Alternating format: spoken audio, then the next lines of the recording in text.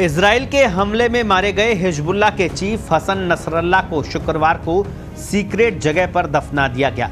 नसरल्ला के जनाजे पर इजरायली हमले के खौफ से हिजबुल्ला ने यह कदम उठाया है। मीडिया रिपोर्ट के मुताबिक इजराइल के डर से हिजबुल्ला ने नसरल्ला को अस्थायी तौर पर एक सीक्रेट जगह पर दफना दिया है। दरअसल नसरल्ला के जनाजे पर इजरायली हमले का खौफ था। सूत्रों की माने तो हिजबुल्ला ने लेबनान की सरकार के जरिए अमेरिका से ये गारंटी हासिल करने की कोशिश की थी कि नसरल्ला के जनाजे पर हमला नहीं होगा, लेकिन बेरूत में लगातार हो रहे इजरायली हमले की वजह से इस तरह की कोई गारंटी नहीं मिल सकी। ईरान के supreme leader Ayatollah Ali Khamenei ने तेहरान में जुमे की नमाज के बाद देश के नाम संबोधन में इजरायली हमले में मारे गए हिजबुल्ला चीफ नसरल्ला को भाई बताते हुए उन्हें लेबनान का चमकदार रत्न बताया। उन्होंने कहा कि मेरा भाई नसरल्ला मेरे लिए गर्व का स्रोत था। इस्लामिक दुनिया में उसका कद बहुत बड़ा था। वो मुसलमानों की मुखर आवाज़ और लेबनान का चमकदार रत्न था। उनका सम्मान करना ज़रूरी है। अब वो हमारे बीच नहीं है, लेकिन उनका रास्ता और उनकी गूंजती आवाज़ हमारे बीच है और हमेशा रहेगी।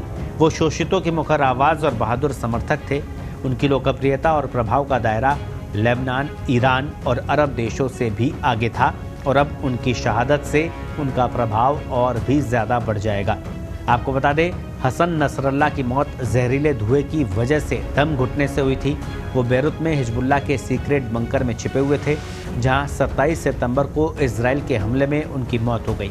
इजराइल के एक रिपोर्ट में बताया गया कि इजरायली हमले में नसरल्ला का सीक्रेट बंकर तबाह हो गया था, जिससे 64 साल के नसरल्ला की जहरीले धुएं में दम घुटने से मौत हो गई। रिपोर्ट में बताया गया था कि भारी विस्फोट की वजह से जहरीले धुएं के कारण बंकर के भीतर सांस लेना मुश्किल था। हसन नसरल्ला जिस इमारत में था, उसके आसपास के ब्लॉक में इजराइल ने 80 से 85 बंकर बस्टर बम गिराए थे।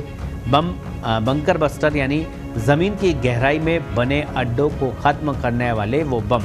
ये सतह के काफ़ी नीचे जाकर भी तबाही मचाते हैं। नसरल्ला जिस इमारत में था, वहां पर बम गिरने से 30 फीट गहरा गड्ढा हो गया था।